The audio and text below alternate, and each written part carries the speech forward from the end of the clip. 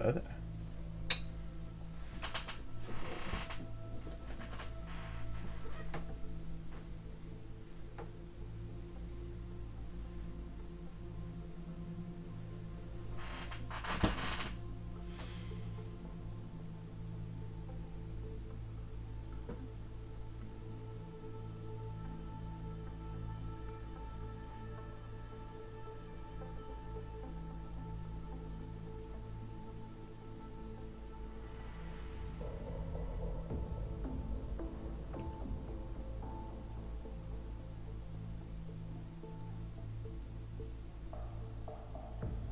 Hey Sam, how you doing?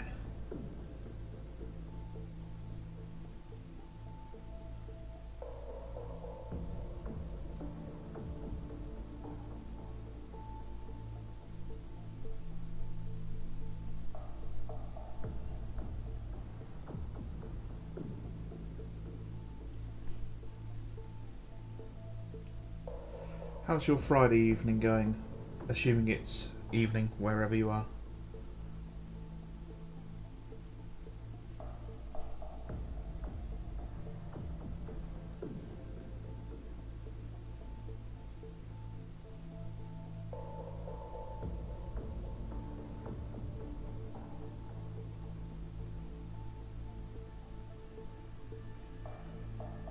Hi James, how you doing? How you doing? Good to see you.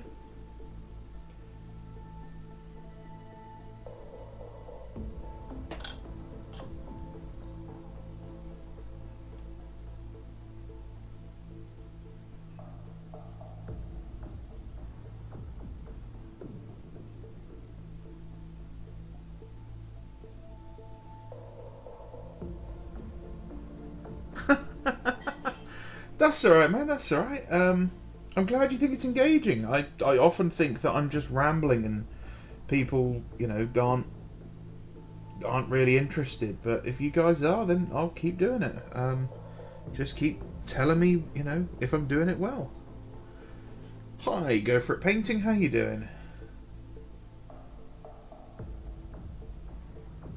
But that, Sam, that comment means a lot, man. I really appreciate that. I really do. I'm sorry if I take a while to respond to people. I only have two eyes, and they barely function as it is.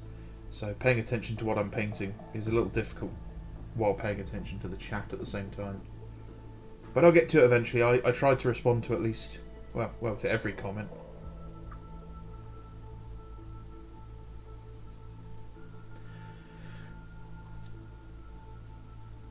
You're building a Leviathan box set, okay? What chapter are you going to be doing the Marines? What hive fleet are the Nids going to be?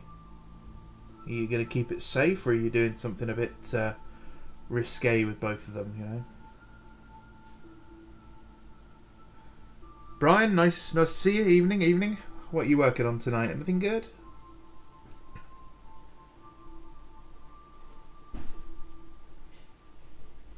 Housemate sounds like he's trying to break my kitchen, so that's always nice.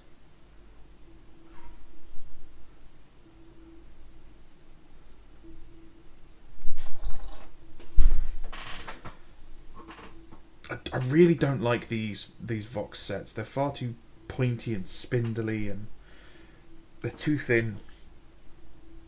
Not a fan at all.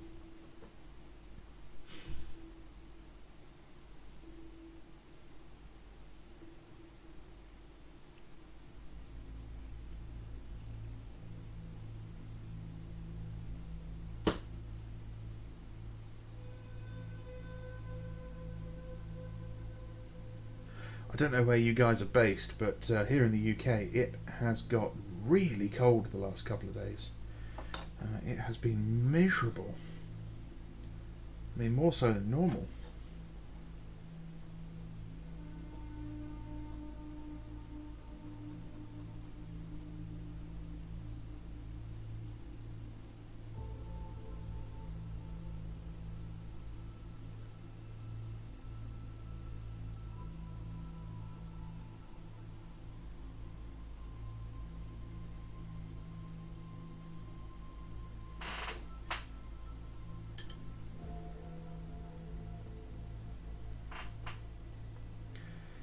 Mr. Eglin, yes, it is definitely cold and wet. Which is good if you're looking for a drink, bad if you're in the jungle.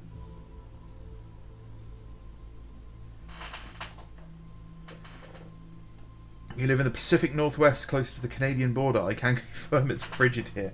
Oof. Oof. Yes. Yeah, not nice. But you do have the mountains, so that's okay. A couple of my favourite Instagram accounts are based in the Pacific Northwest, and they do a lot of stuff up in the mountains.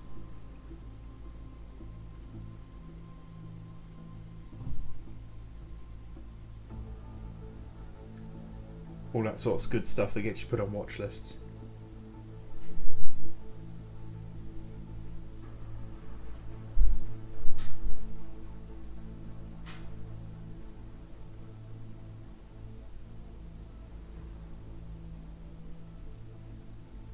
It has only just struck me how close this succulent green is to classic goblin green. It's leaning a little closer to snot green used to, but it's not far off. A little dash of yellow and white in there, it'd be right spot on.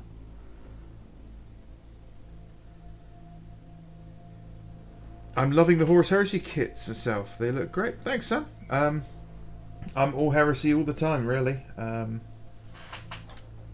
Yeah, no, I prefer the Heresy over 40k now.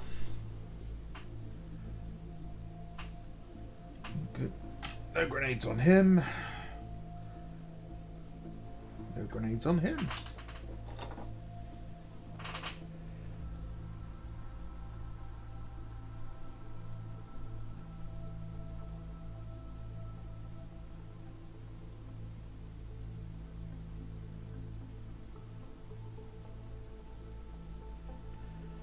If I drift out of camera shot again, like I'm down here painting, just shout in chat, and hopefully I'll see it and adjust. But I'll keep getting closer and closer to my eyes, and eventually drifting off camera.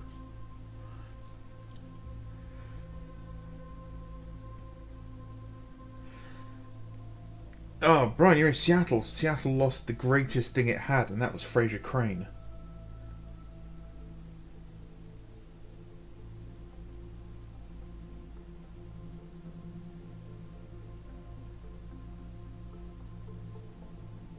I've only been to America once, and I got the joy of going to New York City, and it was an experience, to say the least. I don't think I'd ever go back to New York, that is. I'd like to go back to America. In fact, I'm planning to in the next couple of years.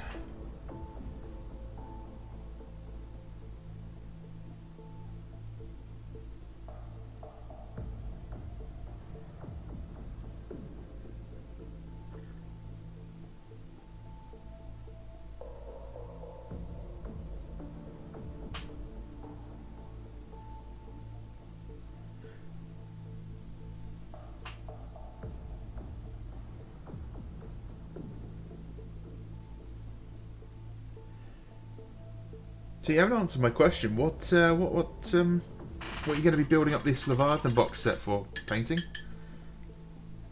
You know, what chapters are going in there then?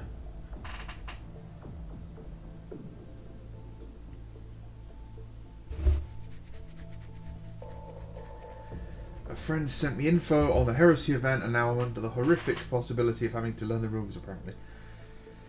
Well, you'll be one up from me, because I don't know the rules, so that's okay. You can always just try and wing it. Oh, sorry, creaky chair is creaky. But bad back is bad back. Yeah, I was planning to go to a Heresy event this year, but it all kind of fell through. Unfortunately, I don't drive, so it's a little hard for me to get anywhere.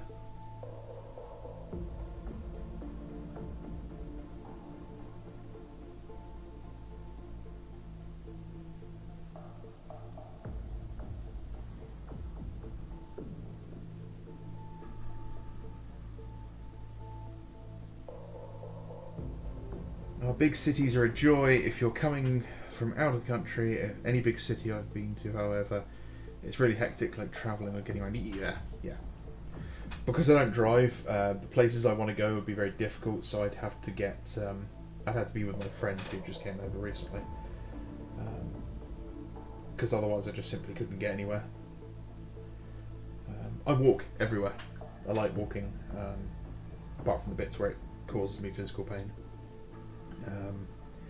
But yeah, I like walking. I'm not a big fan of trains. American trains are awful.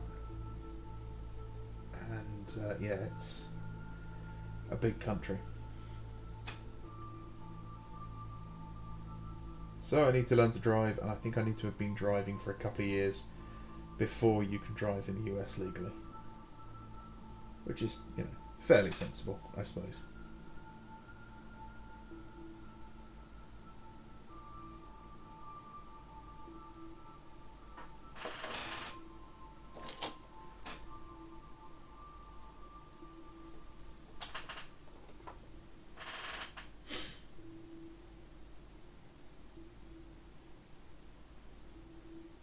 I do like this rather imposing looking chap.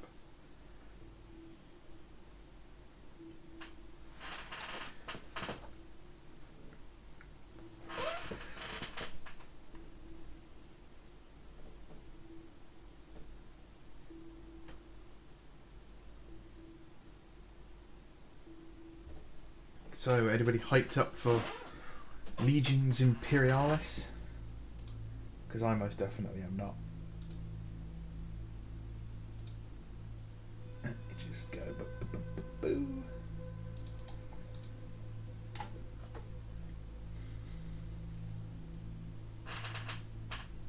Yeah, it's just off the regular Praetor, the one that's in the AOD box.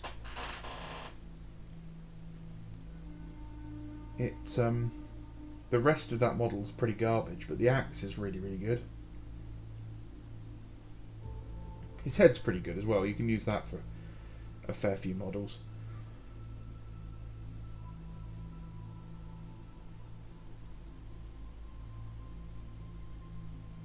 And obviously the backpack with the skulls on it.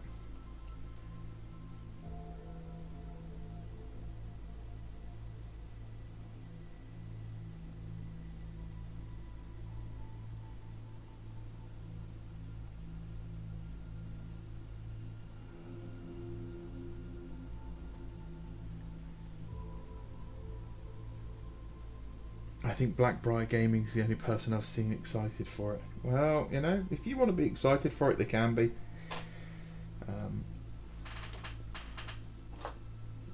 I will offer this piece of advice. Take any influencer, YouTuber, content creator, or anyone like that who is excited for a project for a product with a grain of salt. They have ulterior motives. All of us. Those of us who aren't interested in it, those of us who are interested in it.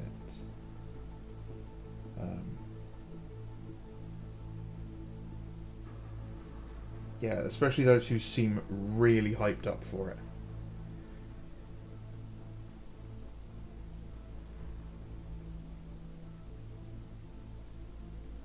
I don't think I've ever watched Blackbriar Gaming. I might have done. Is that the guy who recently made a Reaver Titan? There's so many people like that nowadays that I just can't keep track of them all. I'm ready for my Grey Knights to be added into. I keep waiting. Sam, you're not going to get any new Grey Knights, mate. Sorry. That's it. They're done. You've had your one model for the next 25 years.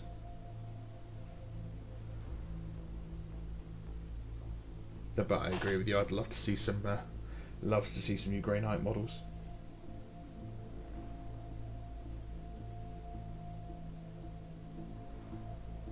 The thing about the Grey Knights is I'm really not a fan of like wrist-mounted guns, especially like Stormbolters because they're so massive, and it just looks a bit silly. I'd much rather they went like the Custodes route and stuck them on the end of their halberds.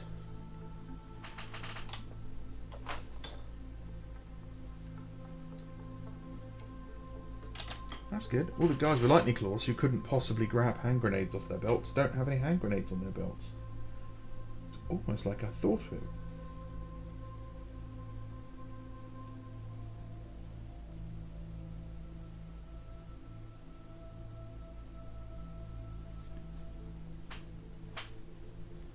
If I ran Games Workshop, one of the first kits I'd do would just be literally like a Space Marine equipment sprue. That would be like the skull sprue, if you've ever used that. And it would just be hand grenades, pouches, magazines, knives, gizmos and gadgets and other stuff. Bits and pieces to stick around their belts. I go through hundreds of hand grenades in every project I do. I never have enough, like, pouches for ammunition.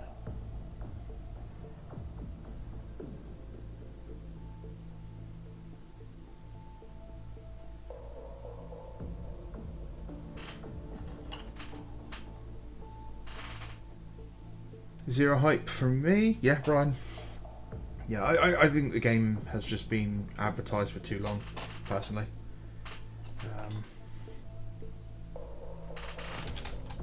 Yeah, it's just taken a while. I agree with that. The combi weapon bolter on the wrist is the only part I don't like. Don't like as much. I like that they still have them available, and yes, custody halberds are well, but cooler. Yeah, just put the bolters in there.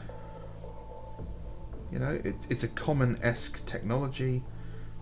You can still make them look like combi bolters or storm bolters, whatever they are.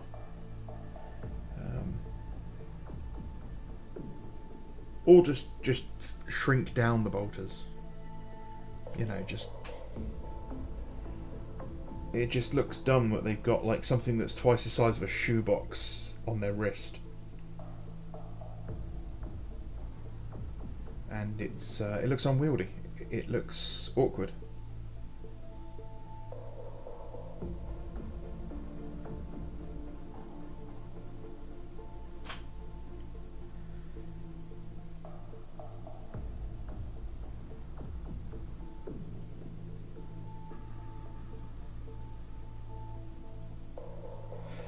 But yeah, I don't know what you could add to a Grey Knights list, like model-wise. They basically get everything Space Marines get, so vehicle-wise, so there's not much there you can add, unless you give them access to things like Leviathan and Contemptor Dreadnoughts as is, which would be cool. Other than that, you just have to Primaris them, really, don't you?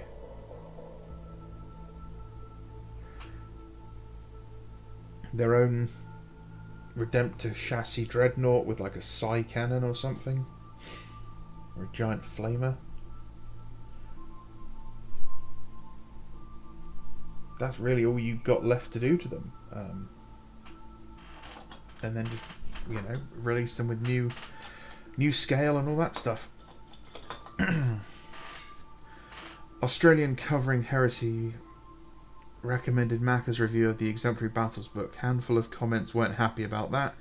He's excited for Imperialis, but anticipates support drying up, and the community have to step in. Yeah, I agree with them 100% on that, actually. I'm a big fan of Epic as a game. I like Epic. I think Epic is a better scale game for what GW wants this universe to represent. However, I don't think GW have the balls to stick with it. They want massive profits, they want massive success instantly. They're like Netflix.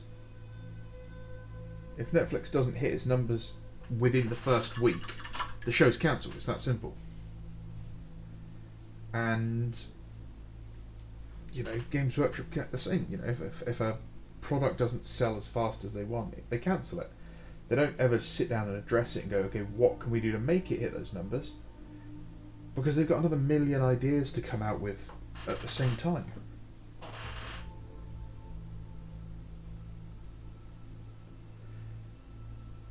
I'd love to be super thrilled. I really would. Unfortunately, I do have depression, so I don't actually feel happiness for anything.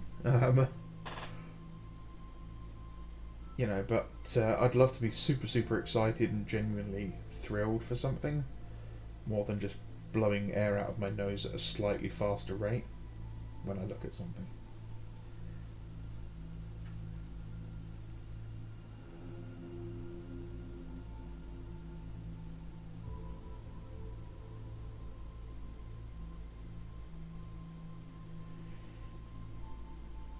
But I'm kind of burnt out on it because it's heresy as well.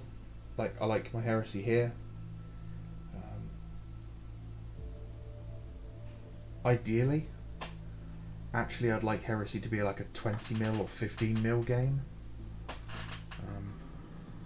But that's never going to happen because GW's never done something like that. There's no nostalgia there for them to milk.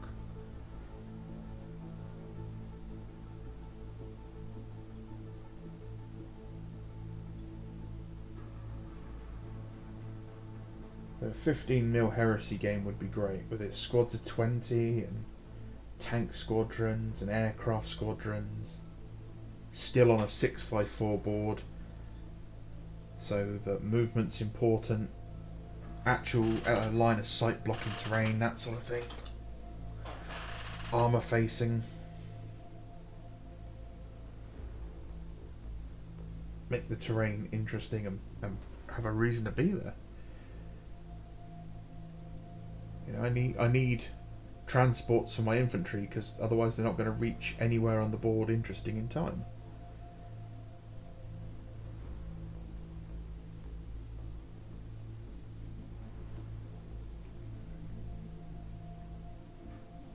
I don't know. I hope it does okay. I know the community's got its back if they need it. Hell, I've got community-made models here before the game's even released. At the same level of quality, more or less, as well.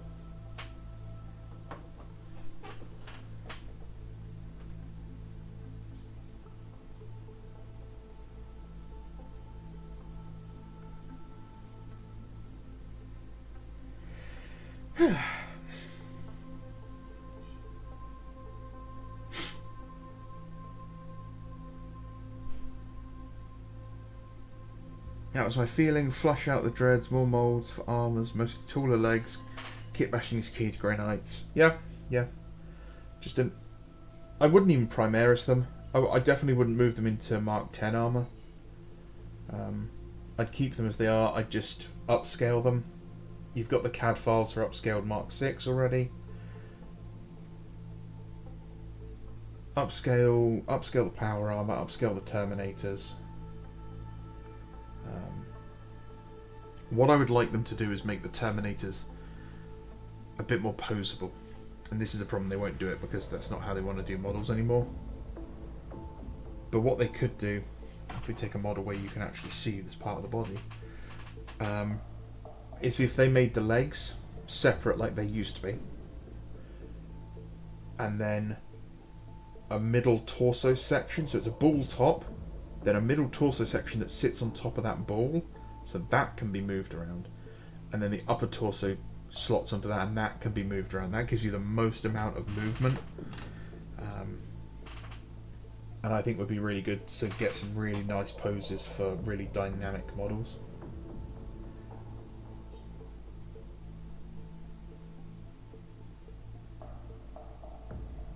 But they won't be. They'll be by almost mono pose. You want to make your Venerable Dreadnought taller. Okay, well there's a couple of ways to do this. And it's not too difficult, Spooky. First thing you want to do is you want to go get yourself some 1mm plastic card.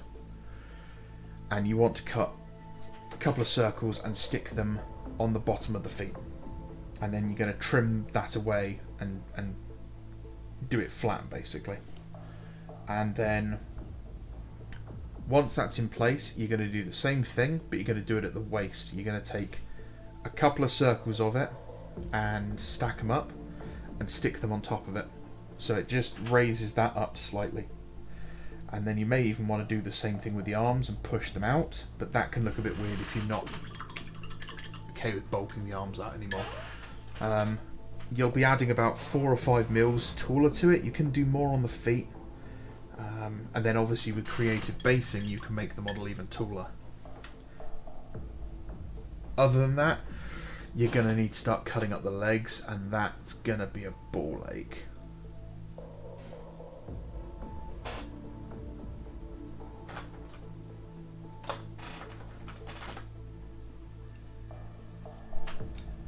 Here's that, everybody. Oh, that's handy. So you can see what I mean on the feet of this guy. If you'd like to focus, I've added 1 mil to both of his feet.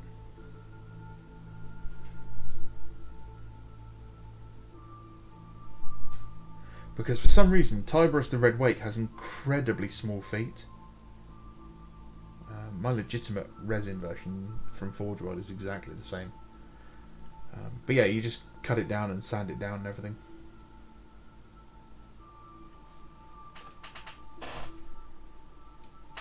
What's my wish list for Heresy reveals at the World Championship? Well, that's difficult because my wish list is horrendous. My wish list is a dual kit Fire Raptor Storm Eagle, Plastic Mark II,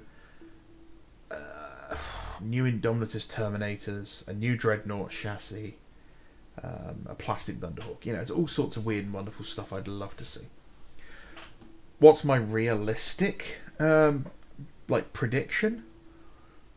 1 or 2 resin characters, possibly the Thousand Suns Praetor in power armor. Probably something like a Space Wolf's Rune Priest, or an Alpha Legion Saboteur, and then maybe a very slim chance at a sneak peek at the Mystery Army. That's about it, really.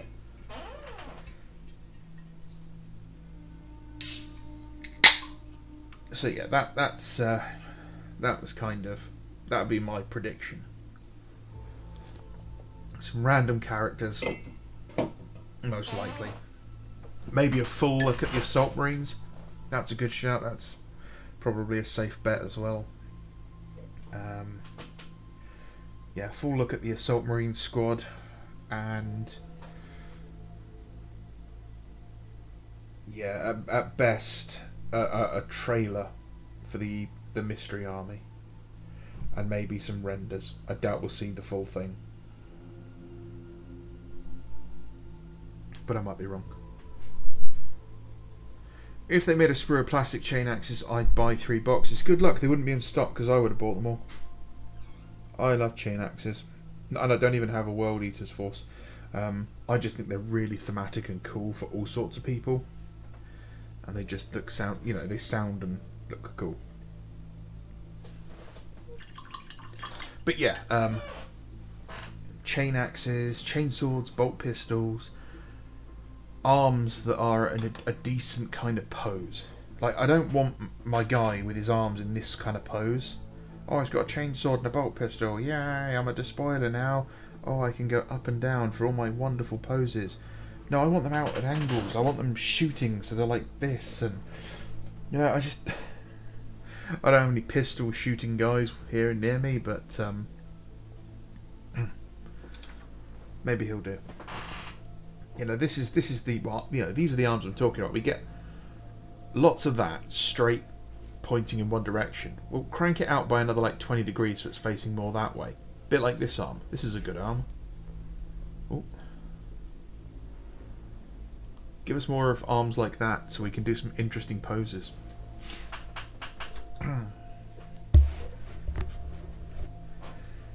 Do I think they'll show off the Assault Squad? It's probably a safe bet that they're going to show off the Assault Squad now that I think about it. It's due to come out. It's due to come out in. I don't know if it says winter or autumn. If it's winter, we've got until February for it to come out. Let's Heresy roadmap. Boop. Mystery Army release, Winter, and Assault Squad. So technically in the UK, Winter is until I think the end of February or early. I think it's end of February. So they could show them off, but not release them. I think technically we are still in autumn. Like, but no, new characters and upgrades. So. Again, there's also the chance we get like the Imperial Fist upgrade sprue that we were supposed to get, which is gonna suck if that's what they show off, because nobody really cares about that either.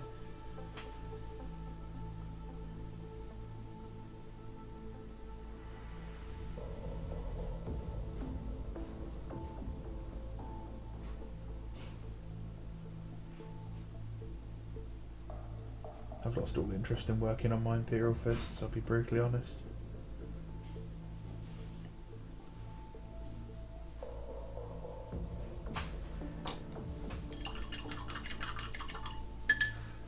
Posing the Caesarean have made me quite confident in cutting arms to force new poses. Yeah. It's not my first rodeo. Games Workshop used to tell you how to do it in White Dwarf. They'd regularly have articles on how to repose arms and cutting the arms out to be a different angle and all that sort of stuff. Not anymore though. No way. Oh, that was close.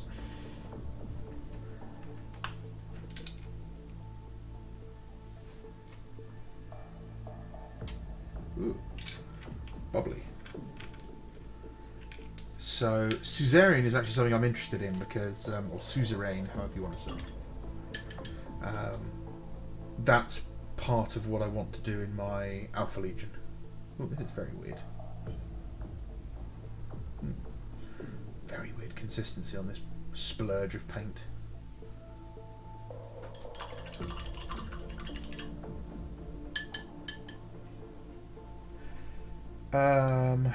Blood Angels have red eyes, or green eyes, don't they? Blood Angeles. Los Angeles de Sanguine. Let's have a look at this Joy Toy one. Green. Wunderbar. It is green. I didn't just slop a load of paint out for no reason. Yeah, so my planned Alpha Legion army is 44 guys in total, and it involves 10 of the rewards of treachery, Suzerain, however you want to say it.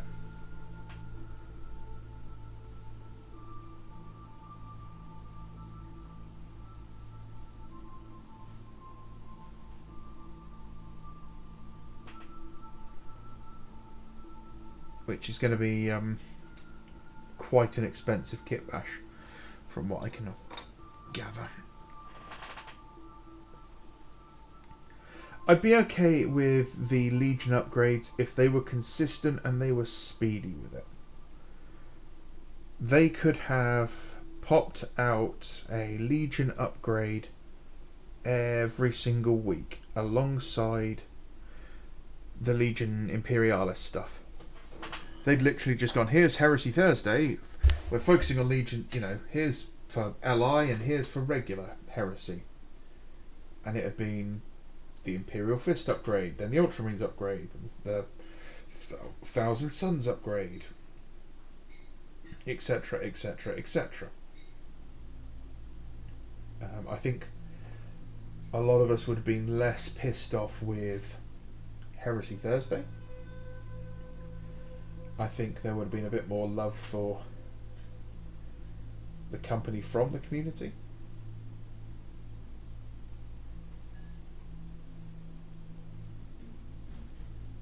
And I don't think there would have been as much ill will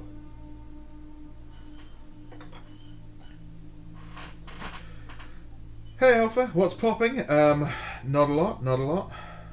Just righting all the world's wrongs and complaining about what's happening in the Heresy, or in GW in general.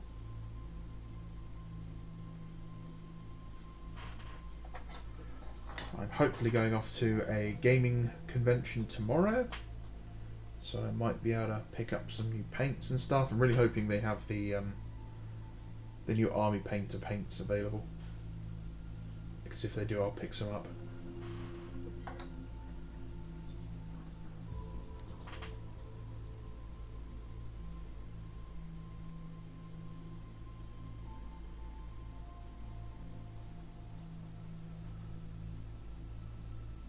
I'm also trying to get a hold of the some of the Vallejo shifter colours.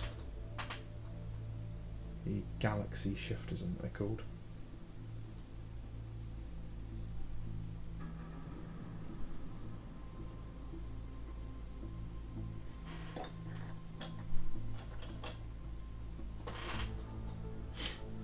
I'd love an Imperial Fist upgrade sprue. Either it's bad and I get to shit on Imperial Fist, or if it's good and they might want to make them for the legions I'm interested in. Sorry, I can't even speak today. I have the dumb. Yeah, the problem is that they'll start doing them and then they'll stop doing them before they've finished everyone, and that bugs me. You know, they still haven't done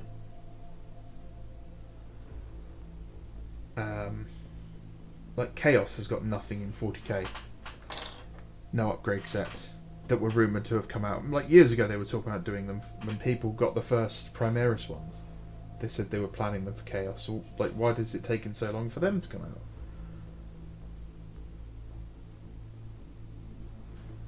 You remember how long it took for the Iron Hand one to arrive compared to the Ultramarines one?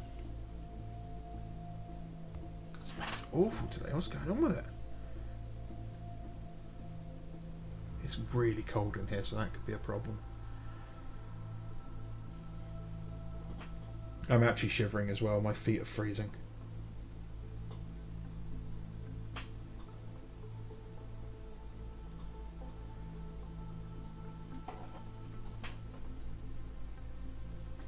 The Caesarians scale up nice next to the new scale Marines. The legs make most taller, but the running pose is near enough the same height. That's good.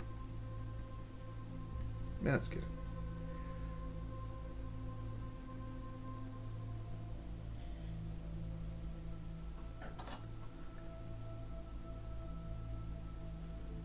The problem is that GW does not give a shit about making a healthy game and only about selling new stuff. Spot on. Yeah. But what is a healthy game? Like, we complained that a lot of the stuff we want was not available from day one. No plastic assault marines, no plastic Mark II, that sort of stuff, right? But if that had all been available from day one and there'd been no monthly releases or whatever, would we have been happy when other games were getting releases? I don't think so. I think people would have complained about not getting any new models then. I think what makes a healthy game is consistency.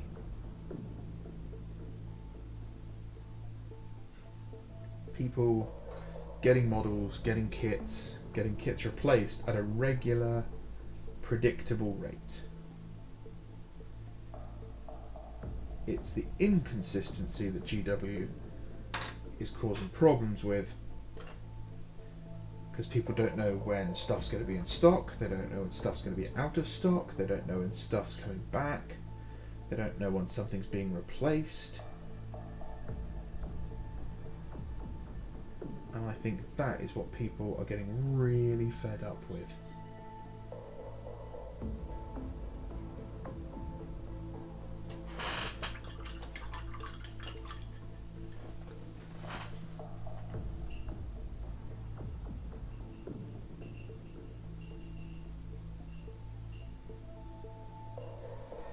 I'm expecting Terminator upgrades though this year, or maybe not this year, but like in this sort of cycle, as it were.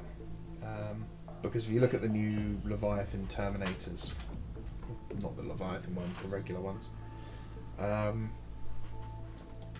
their shins are replaceable, shoulder pads are all replaceable, some of the chest pieces I think are replaceable. It definitely looks like it's prime real estate for upgrade kits.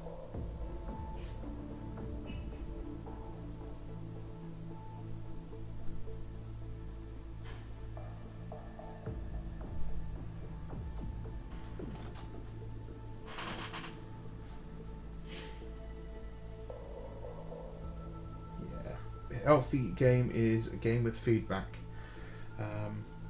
If I ran Games Workshop, one of the things I'd do is I'd actually take a leaf out of a company called CCP, who ran EVE Online.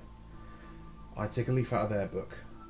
They created a thing called the Council of Stellar Management, and basically what that was it was a group of players who were selected by the community to represent the community's interests, and they were flown out to the headquarters of CCP, which was in Iceland,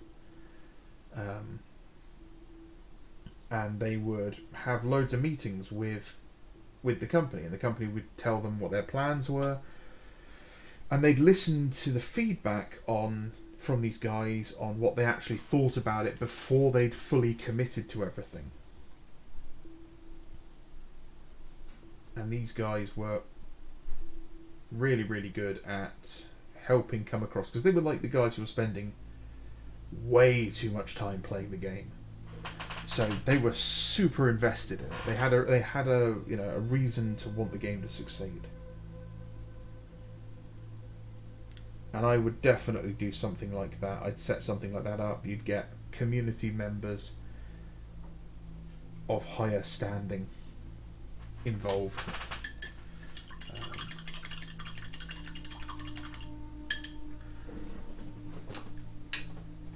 Yeah, you want a game that's balanced, because once you've got a game that's balanced, you don't need to rewrite the rules. Writing and testing rules is expensive. Once you know they work, you can spend your money on new models, replacing old models, and you can spend it on artwork and articles that's going to get people to want to buy new armies. But on the topic of Lord of the Rings specifically, because we talked about this a little bit yesterday, Lord of the Rings definitely is one of those properties that I think needs a bit of a range refresh. And I would do it in series. So I would do a whole like the Last Alliance of Men and Elves. And in that you can release a new set with, new High Elves, new Men of Numenor, that sort of thing, or Gondor, whatever it was at the time, sorry. I think they were Numenorians. It's been a long time since I've watched or read Lord of the Rings. Very long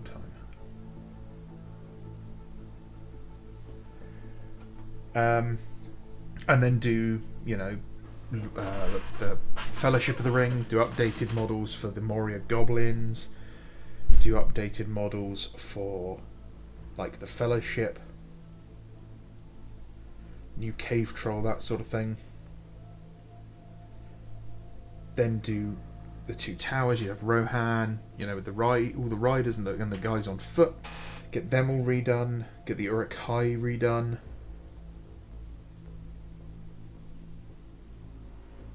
Do love me a good rider, a Rohan, and an Uruk-hai. My little sister lived in New Zealand for a year, and she actually met one of the Maori guys that played an Uruk-hai. I've never seen a little girl get so starstruck. Although she's not a little girl, she was in her 30s at the time.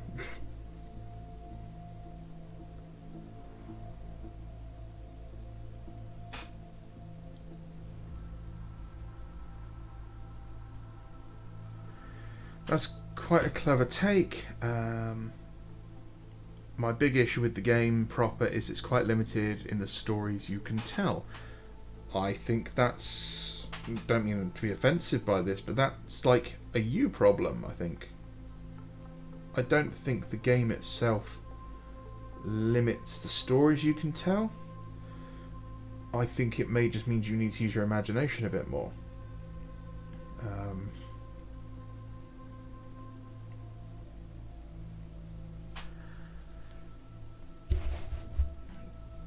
You know, yeah, you might only have rules for certain models, but that doesn't mean you can't proxy things and, you know, use models to represent other things.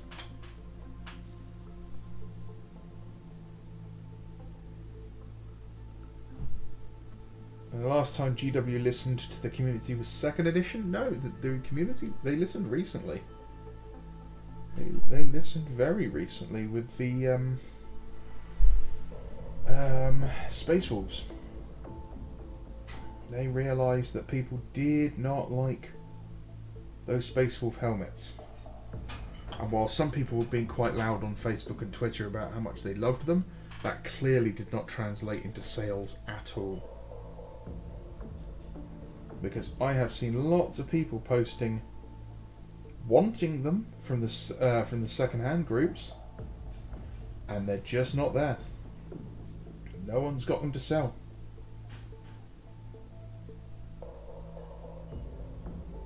Which does mean, ironically, they are going to be selling for a fortune when they do go up.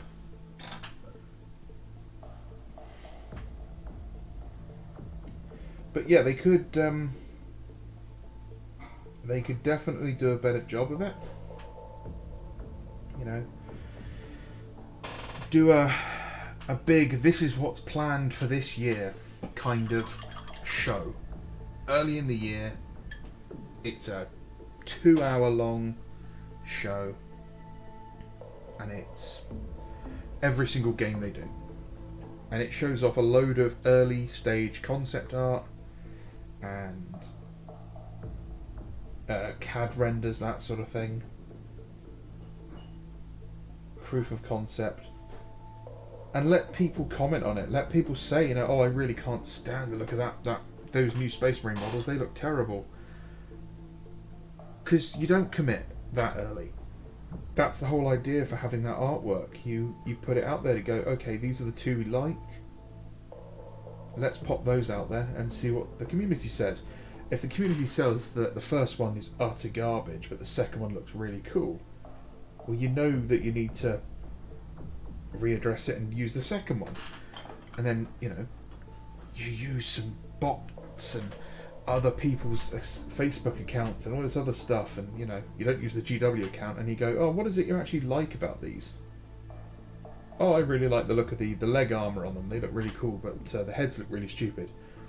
Oh, what's wrong with the heads? Oh, I don't like the Vox grills, they're the wrong shape, they should be more like 7th, Mark 7 armour. Oh, okay, and you feed it all back. You don't start until you've got your feedback in place already. GW doesn't want that. They want to think they get it right every single time. First swing of the bat.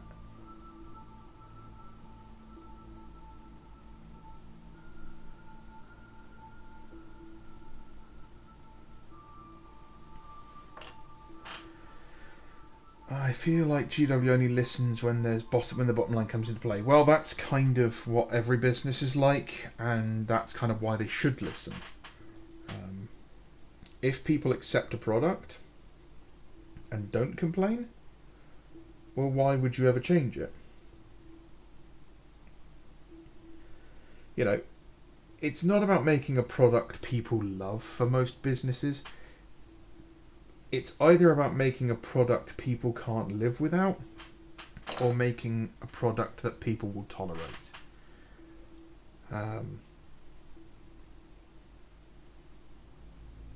You know, you don't want a product that someone just hates using, unless it's a product they cannot not use, like medication, for example. But if you've got a product that someone is just like, doesn't even think about using, shampoo, for example, It smells vaguely nice. It washes my hair. It doesn't cost an absolute fortune. It's shampoo. I don't want to dedicate any more processing power to it than I have to. I don't need, micro exfoliating beads and pH balances and all this other gumph in it. I just want shampoo. Now, if my shampoo smelt like dog shit and made my hair hurt and change colour, I'd have a problem with it and I'd complain. But if it just washes my hair, maybe it doesn't do it as well as a more expensive shampoo. And maybe, it's particularly not great for me because it's full of E numbers and all the other chemicals. But I can just put up with it. And I put up with it. And that's what GW does. They put out a product that you'll tolerate. And they make you think that you can't live without it. They're mastering both of them.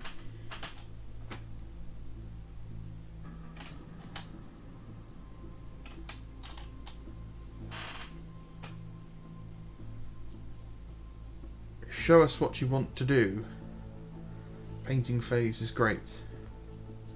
I've not watched the painting phase. I've seen a couple of clips, but I've never actually had a chance to sit down and watch it.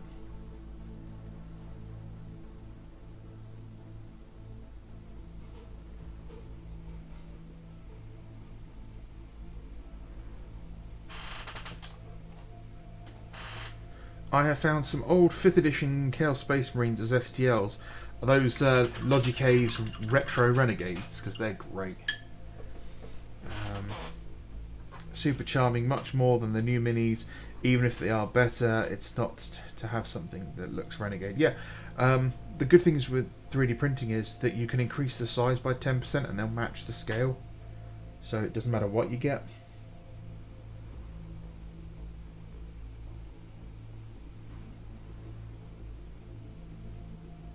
On the flip side, or the downside, is if you don't match the scale and you accidentally get stuff printed way out of scale.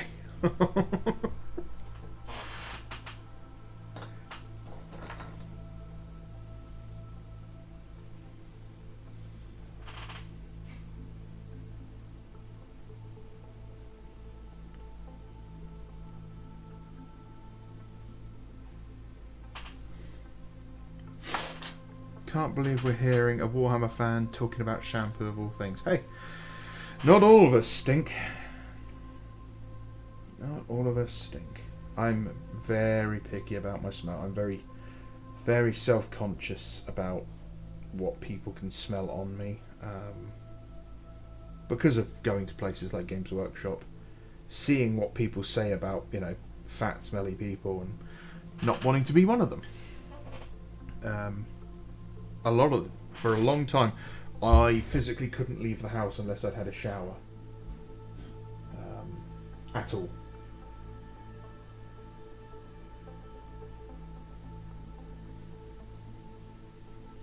Now, I obviously do try to have a shower every day, but sometimes,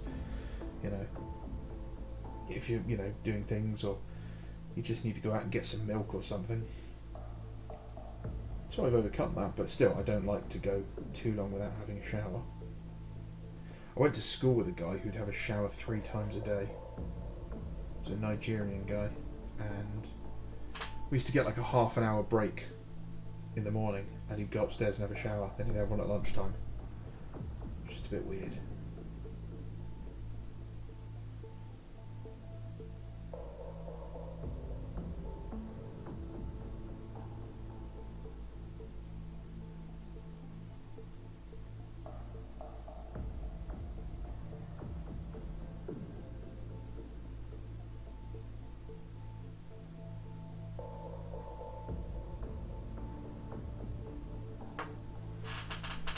Feels like the minis I paint only ever get more and more out of GW's accepted scale.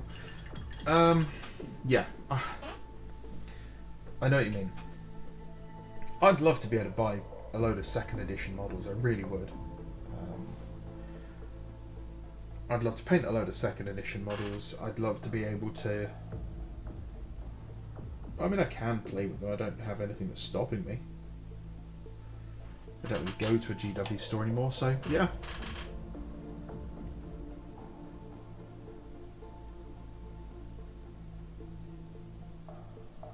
But what I really want is Gork and Walker back. I'd love to have Gork and Walker back.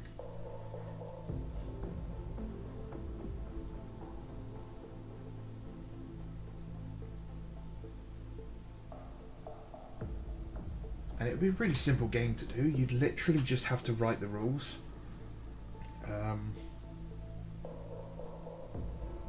You've got pretty much all the models through the Orc range anyway.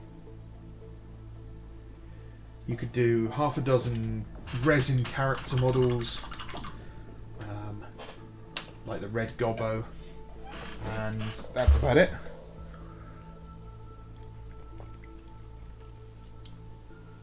Your starter set would be a load of Orc terrain, a couple of Orc buggies, and a load of Orc boys. And that's it. You'd sell plenty of it.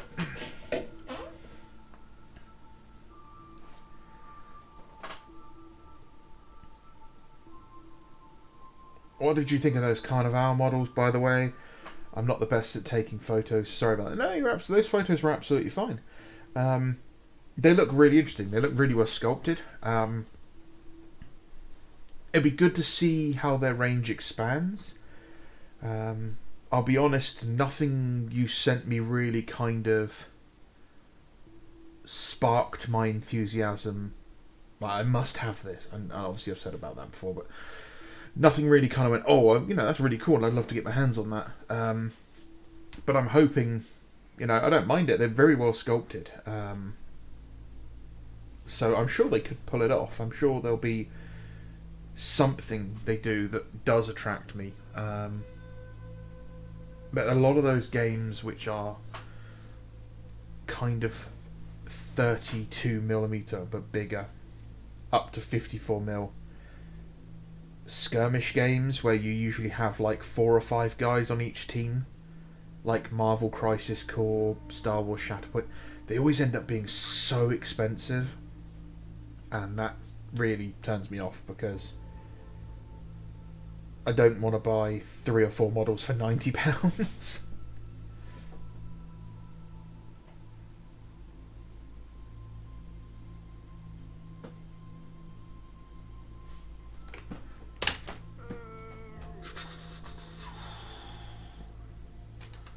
Where's it gone? There it is. Yes, you can see my wonderful shoulder. Enjoy.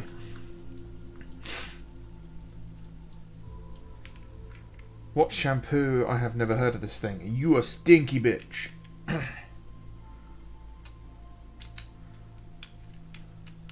went for a phase where I would just wash my hair with soap, like bar soap. And while it gets your hair really clean, it makes it like straw.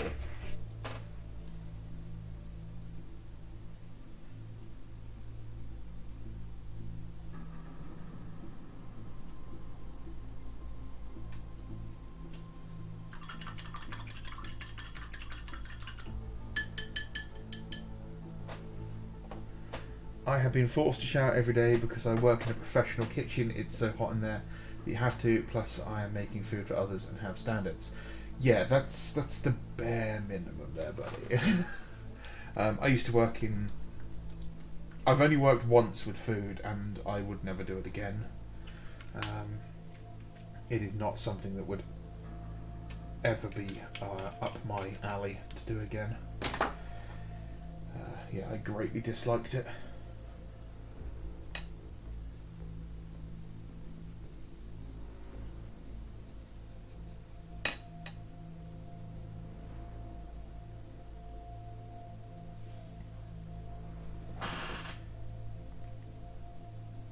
The price on Shatterpoint is shot. Yeah, it is. It is just mind-numbingly stupid.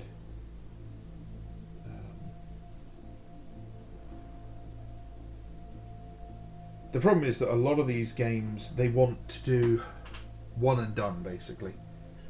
They want you to buy a big box set, and then that's it. They don't really ever want to support it.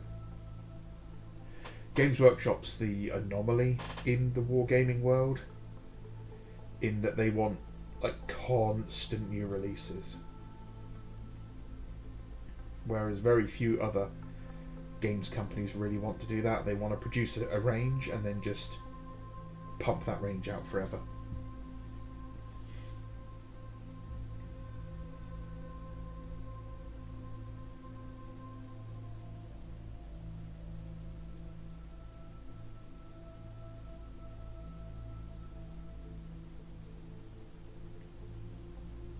I'd love to get into Star Wars Legions, for example. That's another one I'd love to try.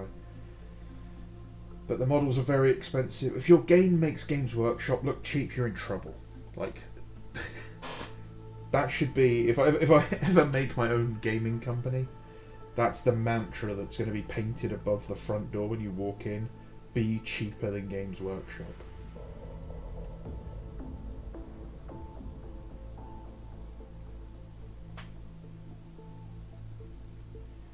But I think Skullforge do a load of really nice Star Wars Legion proxies.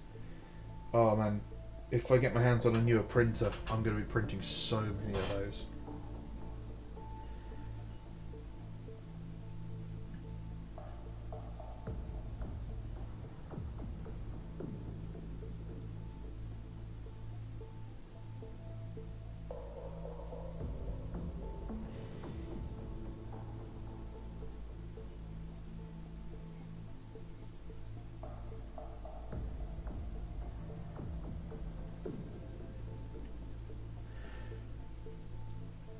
Have you ever encountered any Warhammer lolcows? I've always thought their breeding ground is fertile for it, but I can't find any examples. A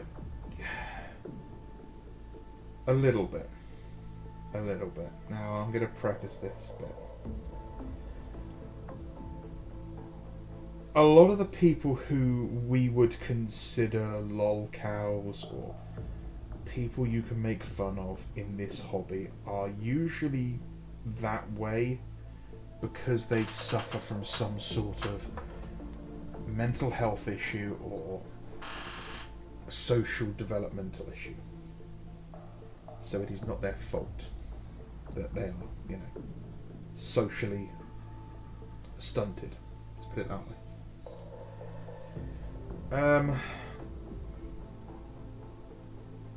However, it doesn't mean it's not funny. And I know it's mean to say that, but sometimes it is funny. We used to have a guy at my local GW who was the biggest fan of the Black Legion. This is back around 3rd edition. Still is, as far as I know. I see him from time to time, very rarely. He was the manager at a manager at, I think, McDonald's. Yeah, I'm pretty sure he was the manager of a McDonald's nearby. And every single story in Warhammer he could twist to being about the Black Legion and how great it was, how Abaddon's Black Crusades were all successes, how every other race was inferior to the Black Legion. And it just got to a point where people were winding him up over it. Including myself, because I'm a dick. But yeah, he would get quite animated and it was quite fun.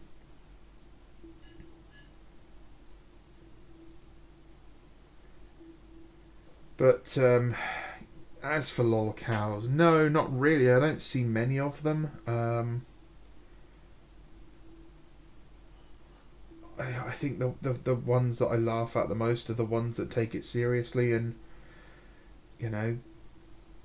put themselves in financial jeopardy by buying thousands of pounds of models without painting them.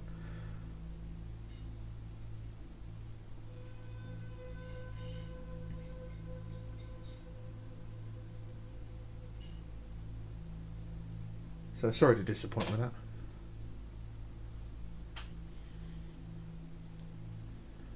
That guy must have had a heart attack when Abaddon broke Cadia. I'm pretty sure he did.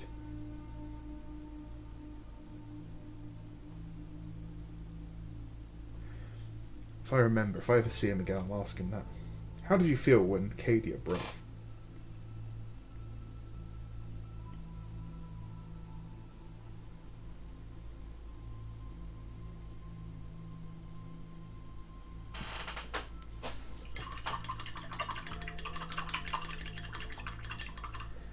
This is weird hot take. I played one-page rules last week and I hated it. I must be weird. It just felt like I was playing advanced chess. No, it's not weird at all. Everybody has different tastes when it comes to tabletop games, board games, all sorts of games. And what your friends like isn't always going to be what you like. A couple of my friends absolutely love playing Project Zomboid. I love survival games. I love zombie games. I love games with guns. I love games where you've got to collect resources and build bases. And I just can't stand Project Zomboid. And I hate that I can't stand it because it means that I can't play it with my friends because they really enjoy it. So we found something else to do. So you may not like it. You may want a really complicated board game, or like war game. And one-page rules just isn't for you. It's not a bad thing, it just means that's not your taste. And a lot of people pester me to go and... I say pester me. You do, you pester me, people. Leave me alone. Stop telling me to go and play one-page rules. A lot of people ask me to go and review one-page rules. They ask me to look at it. They tell me I should play it over Warhammer. Have you guys picked up I don't play these games?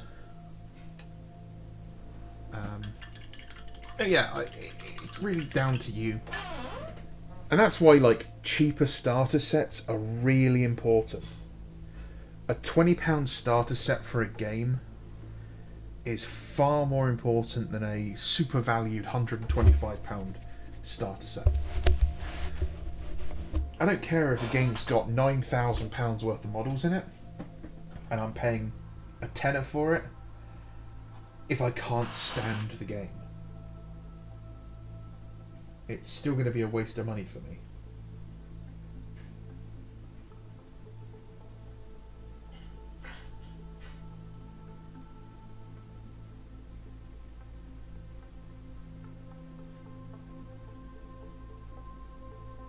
But ironically, chess is actually quite a complex game if you think about it. It's not that simple.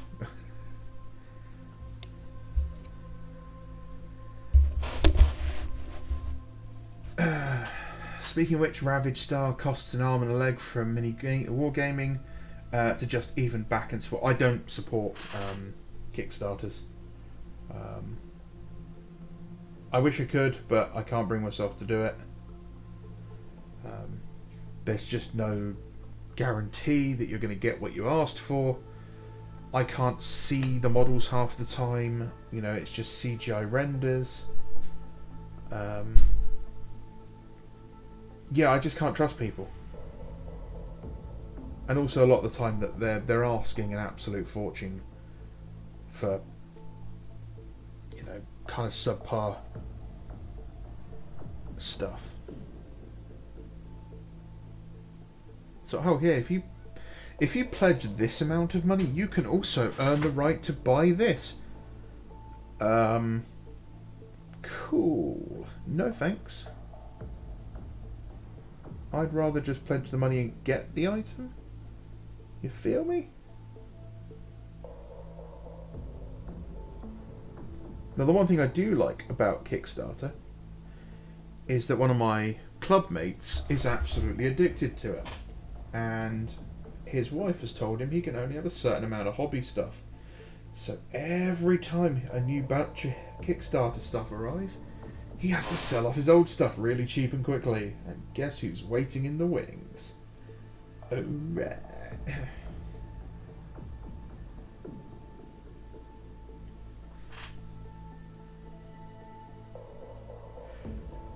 Love your content. Been working on my Iron Warriors today. What's a good colour for Iron Warrior Sergeant Plumes?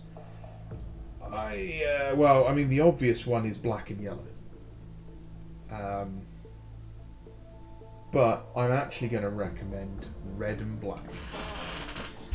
It's different to the hazard stripes that you see on everything. It will make him stand out as a bit, a little bit special.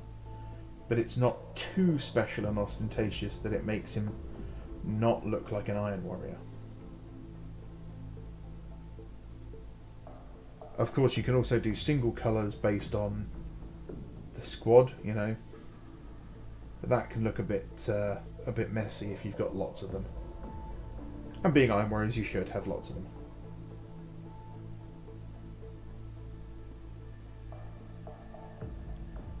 So yeah, nice stripy pattern. Black and yellow looks really good. Bugger.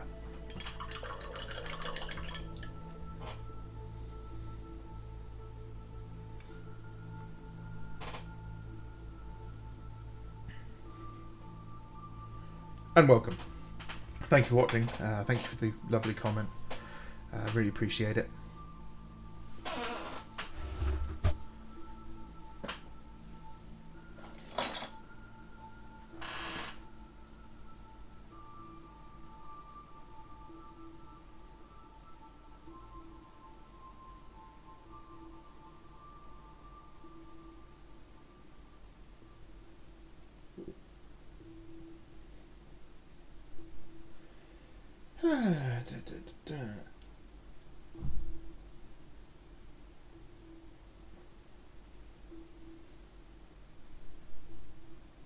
I'm really surprised that no one has mentioned or asked why I've primed all of the static grass.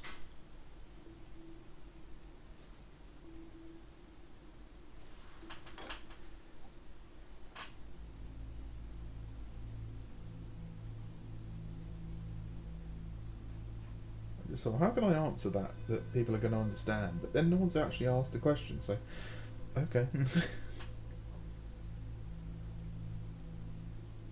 And it's a really boring answer, that's the funny part.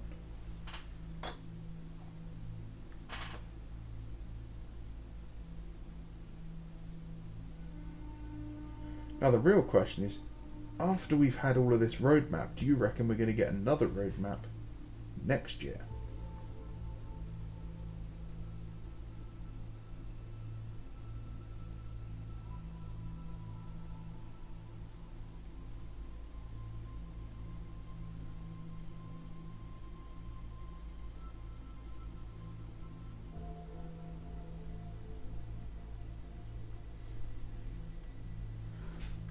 Oh, why Irish? It's so I can paint it. Like I said, it's really boring and a kind of simple answer.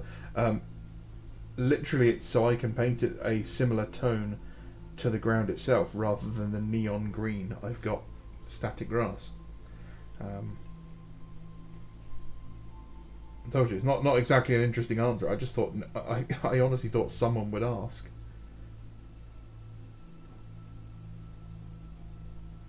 No, we're not going to do any of that.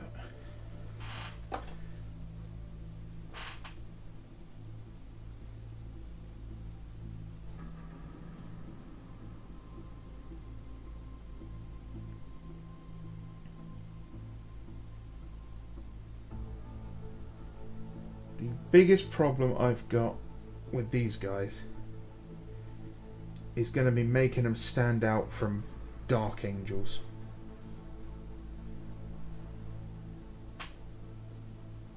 Especially this guy. He really looks like a Dark Angel.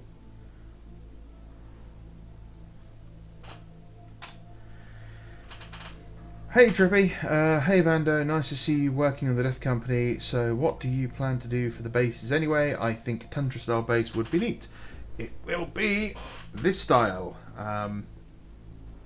as they are facing my Night Lords.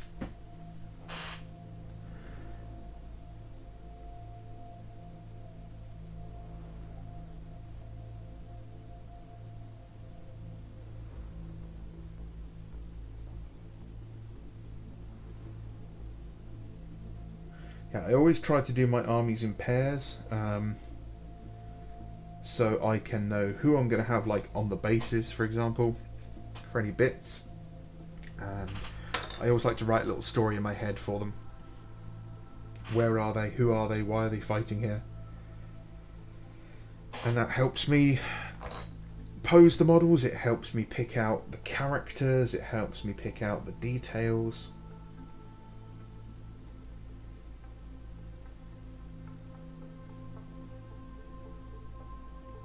I've actually started thinking about the World Eaters side of my Shattered Legions.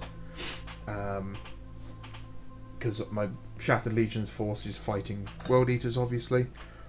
But I have no idea what to do with them. And I thought, or I came up with the idea for the Praetor. And I haven't got a name yet. But the idea behind him is that the Raven Guard dropped a building on him early in the campaign. They blew a building up around him. And he took it personally. And now he's all like crippled. I was going to do him like his arm in like a sling, and he was going to have an eye patch. And I wanted to give him a cloak made of feathers. Like he's plucked the feathers from these Raven Guard.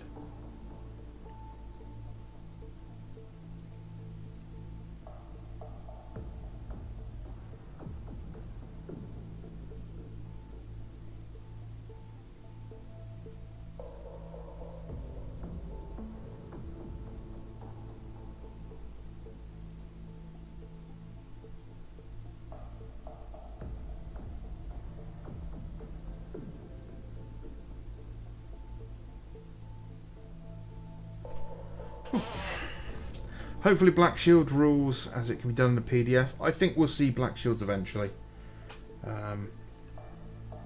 Possibly as like an exemplary battle style unit.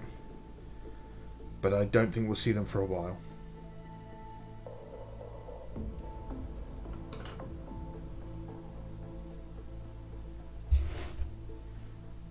I think the Red Crosses mark them out as Bloody Angels pretty well. Well, okay, thank you. My Ultramarines are based on the Battle of Nucia. I want them all destroyed to a man, trying to make rain bases, documenting the process. As in, it's raining on the bases.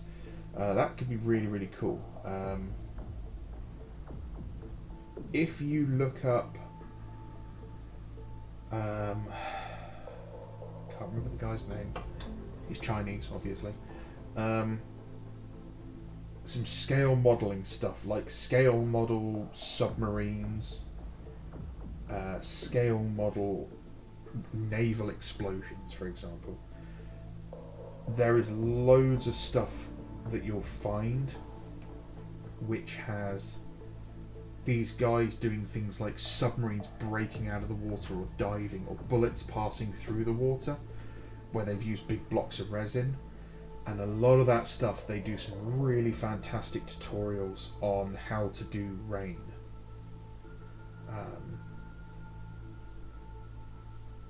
They get some really interesting stuff on dotting the resin in place to make it look like it's raining. Now I'm sure you might be saying ruined, and then I'm just talking out my arse now. So, but if you are trying to do like wet and soggy rain bases, definitely look at the scale modelling guys, because they will have some tips for you that will be mind-blowing. In fact, that goes for all of you, no matter what you're working on. Check out the scale modelling community. They will teach you techniques that Games Workshop will never teach you. The easiest and best one I recommend following is Night Shift Hobbies. Night Shift is one of the friendliest and just probably easiest to follow scale modelling channels on YouTube,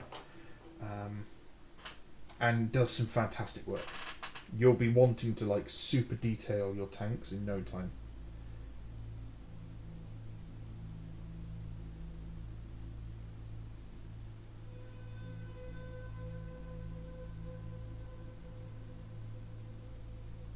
Hi Bryce, how you doing, buddy? I'm doing well, thanks. I've got a fun scheme in mind for my Ultramarines, but with it being blue and white armour, black and yellow hazard striping for tassels and yellow lenses, I'm worried it looking a bit too much. It's very second edition from what I can picture. I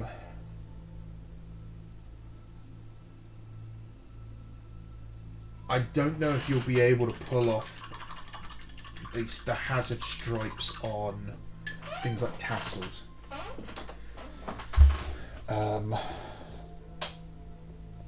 Save hazard stripes for things like the power fists. Hazard stripes on power fists, especially on Terminators, looks really cool.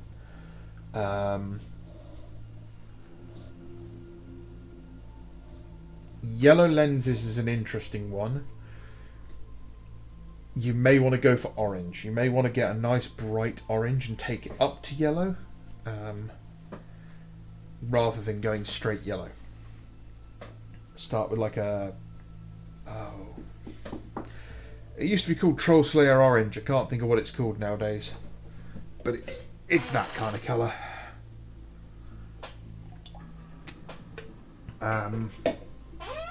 Also, chainsword casings can be done with hazard stripes. That's what I'll be doing on that one. Another interesting thing you could do is bolter cases can be red. The red bolter cases on Ultramarines is a definite throwback to 2nd edition. The yellow 2nd company detailing as well, things like your flamers, your shoulder trim can all be done yellow. It's based off scouts from 2nd edition, I'm pretty sure, so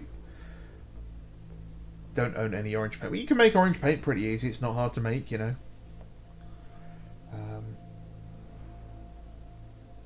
You gotta... This is one of the problems with like Harlequins. You don't want too many colours and too many patterns on a model. Realistically, you want no more than 2 or 3 major colours on a model. For example, red, gold and black. The majority colour is red, the secondary colour is yellow, the tertiary colour is black. They get smaller and smaller and smaller with each one.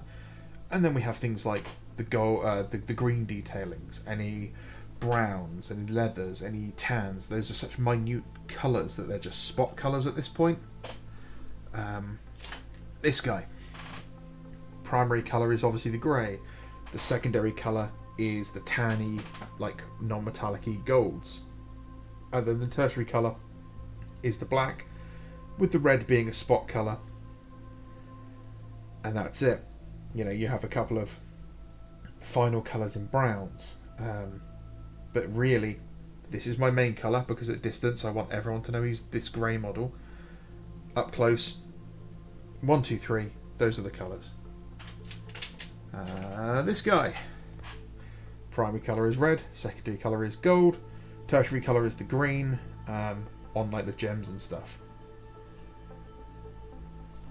If you have too many colours on a model, they all kind of blend in together, and then the model looks terrible at a distance.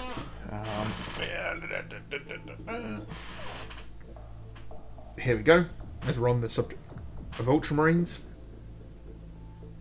Blue and white, those are my 2 primary colours, and the gold. And then we go down into the browns, the greens and the reds. We don't need... You know, if I added a huge amount of red in here, like this whole leg was red, this leg was red, it would detract from the rest of the model. So you want to balance things out. You want that main primary colour, which for us in this case is blue and white. Then you want a secondary colour that complements it. So here we go. This guy, primary colour is the green. The secondary colour is the black. He has the gold. And then the red. Now this guy's getting close, because you can see where the greens, the reds, the blacks, the golds and everything, it all kind of starts blending together. And you know that's kind of the limit you want to go to. You don't want to get much more than that in there. Shades of different colours are fine. You know, having 3 different shades of green is fine. This guy, the primary colour is is green. It's his armour. You know, his equipment's green. Then we got the skin tones, and we've got the whites. It all kind of blends together nicely, but each colour is individual, as its own thing. What else have I got around here that's finished that can help explain this? Okay, here's one. Here's a good one. Orcs. The primary colour of orcs is green. Green is best, as we know that. My orcs have lots of different colours on them, but in smaller amounts. And you want to keep them very desaturated. Nothing's as bright as the skin. And I have more than 3 colours, but I spread them out across the whole squad. So there's a balance as a unit to make them look the same. 2 of them together next to each other might look a bit weird because there's colours that don't match and they're at different levels. But as a whole unit, it'll all balance out. You know, there'll be 20% yellow in there, 30% dark greys, that sort of thing. I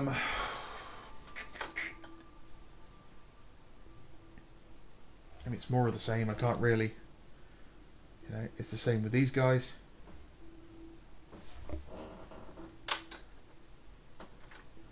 This guy. You know, we got the black, we've got the bone, we've got the red. Those are my 3 main colours on this guy. And then the spot colour is the purple. It's on lots of little bits here and there, but it isn't a main colour. If I was to throw some, I don't know, green in here, it would throw everything out. It would draw the eye into it too quickly. You would stop looking at this as a whole and you just focus on that one colour.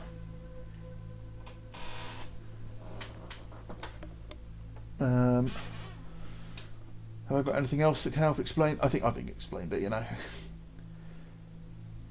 I think you get it. Yeah. Oh! Yeah, no. That's me lecturing you, done. See you later, Trippy. Have a good one. Is there any good lore books to read and learn about them? Who is it you're after, sorry? There were renegade space wolves at Isf and Horus had a cadre of traitor Raven. Did he now? Okay.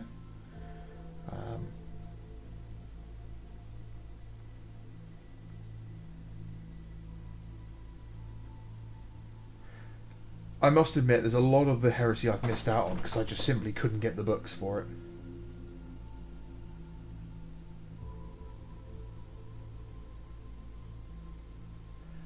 The bigger the model, the more you can get away with in terms of colours. Dreadnoughts, Primarchs, you can get away with a bit more. You can, but to make the model fit the army, you want to stay true to the scheme. So, on here we've got the blue is our primary colour, the red is our secondary colour, and then we throw, you know, blacks in, reds in and stuff. I do have extra colours in here. I have got the turrets, which are this off-white purple of like slightly off skin. I have optics. I've got the metallic of the weapons. I've got, you know, 2 or 3 different metals in here. I've got the red from some Blood Angel bits. I've got the bone in here. I've got different metallics. But nothing is at a point taking away from the primary colour scheme overall. As I said before, like the red's fine. Every shade of red is still red. So it all kind of works together. All the blues are the same. All the greens are the same. As long as you're not coming from a different colour, like a yellow-green, like this, is not the same as a more blue-green like this. They will stand out against each other if you do them together. That's the sort of thing you need to be wary of. Colour theory is really important if you want to be painting miniatures. It's not just something wankers on the internet talk about. And it's not really difficult. Colour theory is really, really simple. It really does boil down to what colours look good to each other and knowing like hot and cold. More or less that's it. Primary colours, secondary colours, complementary colours and hot and cold. That's it. You don't need to go to art school for any of this. You can Google it, you can get a colour wheel and learn about like tonal shading, you know, between all the, you know, saturated and desaturated colours. Dawn of War's Army Painter, put your colour in primary, second and spot colour. Yeah, that was great. When that came out, that was massive. I know people who didn't play games who bought that for that one reason. Was for the Army Painter reason. Man, I'd love to have... I love Dawn of War 1 because I loved base building. And obviously 2 and 3 didn't have the same thing. I didn't like 2 because it was more like a roleplay game. And orange ink is a good cheat. Yes. So back on that. If you are trying to do eyes, a really easy way of doing eyes is to paint them white or silver and use an ink. You literally just paint the eyes white and then let it dry. That is really important. Let it dry first. And then a little bit of watered down ink in there. And it'll look like they're glowing.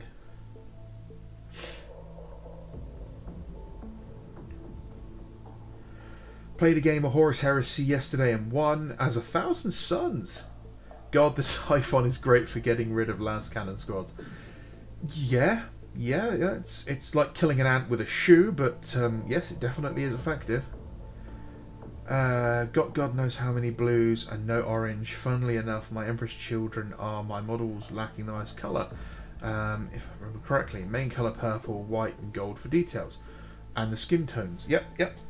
I mean, my Emperor's Children are literally like 3 colours. It's silver, it's purple, it's gold.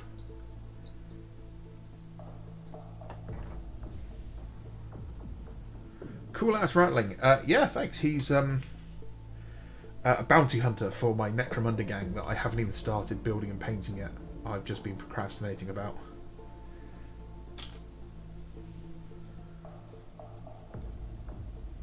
Lamau, I have tried retyping the same thing 3 times. It happens, buddy. I remember back when I was at college, people would ask me, "Oh, how you doing?" And I'd be like, "I'm tired," but I couldn't spell it for some reason. And I'd be like, "I'm tired, I'm tirad, I'm tired, I'm sleepy." Ooh, Space Wolves. I have Space Wolves. Look, there's the Space Wolf. He's so enthusiastic to be here. Look at him, guys. Look at that. I'd say he's full of shit, but he quite clearly isn't. I actually don't know how to paint the Space Wolf yet, whether or not I'm going to do the metallic. Getting some little sewing ball 30k up my Marines. If you're in the UK, Bryce, check out Zinj Industries. They do a great set of rivets. Have I got any to hand? I'm pretty sure I've got some to hand. Give me a second. I keep all my spare, like, random resin and modelling bits in plastic baggies. I look like a drug dealer, but they're everywhere. So here you go. Yeah, these rivets, they are on little stems. So all you do is you get a matching drill bit size and then slice them off, drill the hole through, drop these in, and then that's it. Really easy studs. I get the Dreadnought out again for like the 3rd time. You can see I've used them for adding studs to the torso and onto the legs. And they do them that sort of size and half that size for the infantry. And they're really cheap. It's like £2 for 50 of them. Can't recommend Zind Industries enough, guys, if you're in the UK. Another thing they do is shields for breaches, which are over here. If I can find one.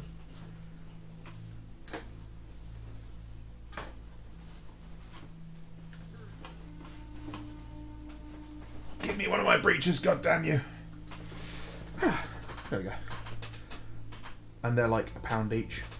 They don't come with an arm. You do have, these are just Mark III Marines, and you just kind of fit the shield where it fits. So you do kind of have to have the gun slightly higher than normal. But 5 for a fiver is really not to be knocked if you want cheap breaches. And who doesn't want cheap breaches? Why do I not like Space Wolves? I don't actually mind Space Wolves. I have 1,000 Suns army, so I have to hate Space Wolves. My favourite Space Wolves moment in the Heresy, without a shadow of a doubt, is I think during the Scars book. There's a bit it's in one of the White Scars books. I think it's Scars. It might be Path to Heaven, where the Alpha Legion are doing Alpha Legion shenanigans. No one knows that they're traitor yet. And they board the Space Wolf ships. And Lehman Russ is running through like the cargo hold, and he sees these 2 Space Wolves like running towards him, and he doesn't even hesitate, he just hacks them to pieces. And it just says like they were painted like to look like Space Wolves, but they smelt wrong. And I'm just like, okay, like Gary decided to take a shower this day and wore some perfume and really screwed his life up. Still debating if I want the core of the Ultramarines to be breachers or tac squads. I'll decide if GW makes breacher upgrades. It depends what the theme of the army is, really, doesn't it? Breachers are cool. A really breacher heavy Ultramarines army would look cool. Any army with lots of breachers looks cool. I need to get some more Gladiuses because I want to do another 10-man breacher squad for my Ultramarines. But I can't remember what they're called. The specialists, was it? They're not Proteus breachers. Someone will tell me what they are in the chat. But they allow power swords. And I don't know if they're now 0-1, if they're not a troops choice, because they used to be a troops choice, I'm pretty sure. But I want to do another 10 of those guys. Honestly, the only reason I dislike Space Wolves is mostly modern writing. They come across as schizophrenic from book to book. Original Omnibus felt about right. Yeah. I like them being Space Vikings. I don't like the Wolfie McWolfer, Icy Wolf, Ice, Frost, Ice Wolf, Frost Fang, Frost Wild Wolf, Ice Snow, Frosty Fang, Ice Wolfness that we have in modern Space Wolves. If they were more Viking, I would like them a lot more. The idea of them being raiders, savage, aggressive. I was thinking about it today, actually. Like, you could really mock up a javelin speeder to look like a longship kind of thing with the really cool kind of dragon front prow on it and then going up the back again. And doing the same thing for like Grav rhinos. Open-topped rhinos that look like Logan Grimnar's little chariot thing, but stretched out. Can you imagine that 20 Marines loaded into an open-top skimmer, like Grav skimmer, racing forward with a load of shields out on the side, and they're all just laughing and joking and shouting at each other, and it just slams into the enemy position, and they all jump out and start attacking. Oh, it's so cool. Like, Space Vikings is awesome. An exemplary battle unit I'd love to do for Space Wolves would be like a Space Wolf Packmaster, where you could take a Space Wolf in scout armor maybe, or even just a regular power armor, and give him a unit of like 5 to 20 Fenrisian wolves. and literally they're just dirt cheap, super fast moving, harassing the enemy, running them down, and they're just to bog the enemy down while everyone else catches up to them. I think that'd be a really cool fluffy unit to have. Plus, it would give us a reason to buy that really cool the Fenrisian kit. Fenrisian Wolf kit's a nice kit. A little bit spiky, kind of hurts the fingies. I don't know, I dislike Thousand Suns and Spaceballs equally. Magic Spacebook tells you want to do. Yep. I love my blue boys, and I feel how they feel human in 30k. I like the whole point of trying but hard. I get where you're coming from. I wish the Thousand Suns had a bit more depth to them in the Heresy. I wish they'd seen a bit more combat. Like traditional combat, rather than just being like Prospero and now we're a Shattered Legion effectively. You know, I'd like to have seen a bit more fight with them. I have some Plague Marines, Space Wolves in my Death Guard army. They're a Satyr unit, smelly furries, and they're done laughably well against Nid so far. Grody. Is a good place to find the old codexes. You can download them from the internet if you know where to look. Honestly, the best place to find like old codexes I'm finding is charity shops. Charity shops, you can usually find old Games Workshop books in there quite regularly, and they'll usually go for a tenner, which isn't bad. Speaking of Death Guard, I really need to start my Death Guard army. I won't start them until I have finished several projects, but I would like to do them a very late war Death Guard. But yeah, that will be quite some time off. I want to finish at least my Nova Marines, my Blood Angels, Thousand Suns, Empress Children before I even think about starting that. I do want to get my hands on a 3rd edition copy, 3.5 Chaos Codex. So if anyone's got one of those going for sale, let me know.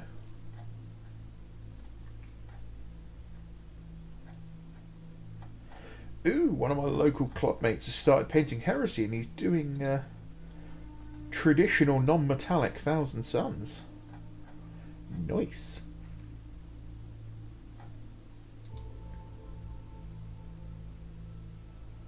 Wolfgrav Longship versus Thousand Suns Jet Chariot. Yep.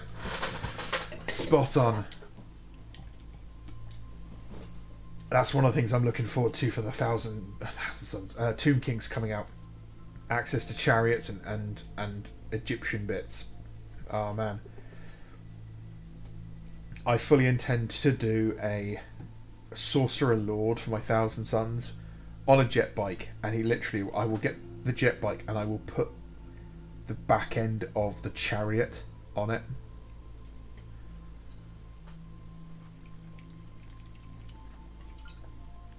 I can't wait.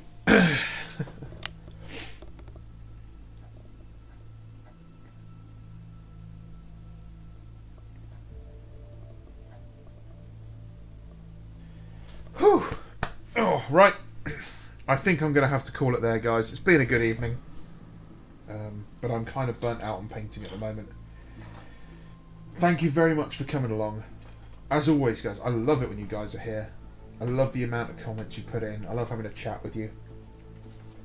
I don't know if that link in my comments or whatever you call it, my community post is still live. If it is, feel free to click on that to join the Discord that I hang out in. I'm looking at maybe setting up my own. It's still a while off though. YouTube also keeps pestering me to set up channel memberships. I know nothing about channel memberships. I've never done anything like that. I've never even sent a super chat to anyone. I don't do any of that stuff. but it's like, oh, come up with rewards and ideas for your community. So if you guys can think of anything you'd like in that sort of thing, stuff that, you know, would make you want to be a member, let me know and I'll see if I can figure it out. But I'm a tech boomer when it comes to YouTube, which is ironic because I've worked in IT for 10 years. Thanks very much, guys. As always, don't forget to subscribe if you want to, like the videos. Go back and watch some of the older stuff. Don't be afraid to tell me when I'm wrong. Don't be too afraid to tell me when you're wrong. Don't be afraid to tell me when I'm right. Have a good weekend. Enjoy your time off if you guys aren't working. If you are working, I'm terribly sorry that that's being done to you.